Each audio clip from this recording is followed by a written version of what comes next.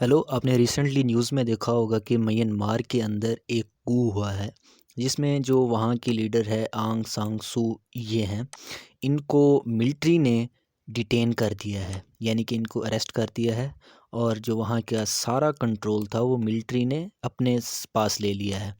तो don news ने भी इसको कवर किया है कि म्यांमार जो है वहाँ पे मिलिट्री ने अपनी जो पावर है उसको अपने पास रख लिया है और जो वहाँ की जो आवाम ने जिसको चुना था आंग सान सू ची को उन्होंने अरेस्ट कर लिया है।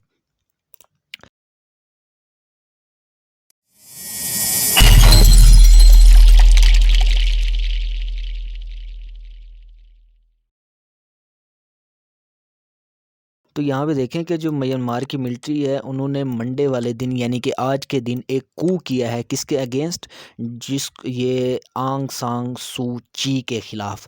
आंग सांग सू ची जो है रिसेंटली आपने इनके बारे में सुना होगा कि इन्होंने जो हमारा 2021-22 के अंदर इलेक्शन हुआ था म्यांमार के अंदर, तो वहाँ पे इन्होंने जीती हैं और इन्होंने काफ़ी सारी सीटें हासिल की हैं। अब रिसेंटली ये जो ये लगाया गया है अपना कू हुआ है, मिलिट्री कू हुआ है म्यांमार के अंदर, इसके अंदर इन्होंने इनको भी डिटेन कर लिया है। इसके अलावा और भी हैं जो नेशनल लीग फॉर डेमोक्रेटी एनएलडी की पार्टी के जो मेंबर्स हैं उनको भी सुबह की रेड के अंदर इन्होंने अरेस्ट करके डिटेन कर दिया है। इसके अलावा सबसे बड़ा जो यहाँ पे मिलिट्री ने इल्ज़ाम लगाया है वो ये लगाया है कि यहाँ पे इलेक्शंस के अंदर फ्रॉड हुआ है।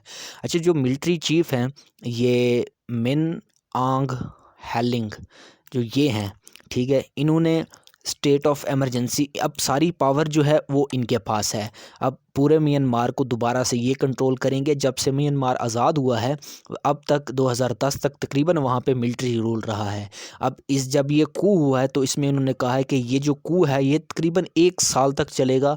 इसके अंदर 1 साल तक मिलिट्री इनको डिक्टेट करेगी, ऑर्डर करेगी और मुल्क को दोबारा चलाएगी। अब यहाँ पे जो मिलिट्री ने इल्ज़ाम लगाया है वो ये लगाया है कि जो मिलियंस ऑफ इरेगुलरिटीज़ हुई हैं वोटर्स लिस्ट के अंदर 314 टाउनशिप्स में। अब इन्होंने कहा है कि तकरीबन 6.8 मिलियन के आसपास इनका कहना है कि कहीं पे ऊपर नीचे वहाँ पे मसले हुए हैं, यानी कि यहाँ पे वोटर्स ने वोट सही नहीं डाले या यहाँ पे कुछ ना कुछ गड़बड़ ज़रूर हुई है, ये अब मिलिट्री कह रही है। लेकिन अभी तक कोई प्रूफ नहीं है। इनका जो यूनियन इलेक्शन कमीशन है म्यांमार का, यानी कि जो वहाँ पे इलेक्शंस को करवाता है, उसने रिसेंटली यही कहा है कि इसके ख़िलाफ़ हमें कोई इस तरह का प्रूफ नहीं मिला कि हम कह सकेंगे यहाँ पे किसी भी किस्म की धांधली हुई है या यहाँ पे मतलब इर्रेगुलेटरीज़ हुई हैं। लेकिन अब जो बात है वो ये है कि वहाँ पे सुबह आज कू हुआ है जिसके अंदर यानी कि वहाँ पे मार्शल लॉ इमरजेंसी नाफिज हुई है। वहाँ पे जो टेलीकम्युनिकेशंस हैं उनकी इनको जो है उन्होंने बंद कर दिया है। इसके अलावा इंटरनेट को भी काफ़ी जगहों पे बंद किया गया और फ़ोन को भी बंद कर दिया। ख़ास तौर पे जो इनका कैपिटल है उसके अंदर ये सारी चीज़ें बंद थी, लेकिन मुल्क के दूसरे जो इलाके थे वहाँ पे कुछ ना कुछ ज़रूर चल रहा था। अच्छा, जो मिलिट्री यूनिट्स हैं इन्होंने घूमना शुरू कर दिया है जो गवर्नमेंट्स की बिल्डिंग्स हैं। मतलब अब जैसे ये रंगून या यंगून, इसे वैसे अभी यंगून कहते हैं लेकिन ओरिजिनल जो इसका पुराना नाम था वो रंगून था। तो ये रंगून का जो सिटी हॉल है इसके बाहर भी मिलिट्री ने यानी कि मिलिट्री अब पहुंच चुकी है। अच्छा, अब हम यहाँ पे देखते हैं कि यूनाइटेड स्टेट्स ऑफ जो अमेरिका है उनके जो स्पोक्स पर्सन हैं जिन पसाकी जो भी है। अच्छा, तो ये स्पोक्स पर्सन है वाइट हाउस की, तो इन्होंने कहा है कि ये एक बहुत ही अलार्मिंग सिचुएशन है। हमें पता चला है कि बर्मा के अंदर जो इनकी मिलिट्री है उन्होंने ओवरटेक कर लिया है और उन्होंने डेमोक्रेटिक जो वैल्यूज़ हैं उनको डिस्ट्रॉय करने की कोशिश की, जो बड़ी मुश्किल के बाद इनके मुल्क के अंदर आई है। और जो वहाँ की लीडर्स हैं आंग सांग सू ची, उनको अरेस्ट कर लिया गया है जो कि एक सिविलियन ऑफिशियल है। इसके अलावा बाइडन जो हैं वो इनके ऊपर में कुछ ख़ास था नहीं। अच्छा, तो अब ऑस्ट्रेलिया ने भी इसकी बात की है कि हम इसको देख रहे हैं कि दोबारा किस तरह से जो मिलिट्री है इन्होंने यहाँ पे साइज़ कर लिया है पावर को, और दोबारा से इनको चाहिए रिलीज़ कर दें जिन लीडर्स को इन्होंने अरेस्ट किया। इसके अलावा जापान ने भी कहा है कि हमारे लोगों की हिफाजत की जाए जो इसके अंदर म्यांमार के अंदर, और इस तरह की यहाँ पे देख सकते हैं कि मिलिट्री पहुँच चुकी है, इन्होंने कू किया हुआ है। अच्छा, तो इसके अलावा जो है ये अपना आंग सान सू ची जो है, ये इनको नोबल पीस प्राइज़ भी मिला है। ये 2015 के अंदर इन्होंने इलेक्शन विन किया था। और जो म्यांमार के अंदर ये जनता नहीं है, ये जुंता है, यानी कि एक मिलिट्री कमेटी होती थी जो मुल्क को चलाती थी। अच्छा, जो इसके ख़िलाफ़ इन्होंने काफ़ी कोशिश की, और मतलब मुल्क के अंदर इन्होंने दोबारा से एक किस्म की डेमोक्रेसी को लाने की कोशिश की।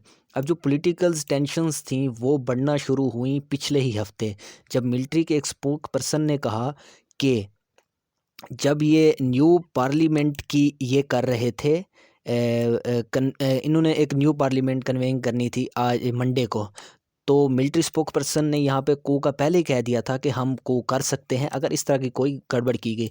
यानी कि आप समझें कि जो इनकी टोटल पार्लियामेंट है उसमें से 25% जो है वहाँ पे एक कानून है 2008 में जो मिलिट्री ने बनाया था, जिसके तहत वहाँ पे 25% जो है मिलिट्री की तरफ से अपॉइंट किए जाते हैं बंदे। यानी कि कोई भी बड़ा कानून पास करने के लिए आपको मिलिट्री की जो है सहूलत, यानी कि उनके साथ आपको मुज़ाकरात करके कोई भी कानून पास कराना होगा।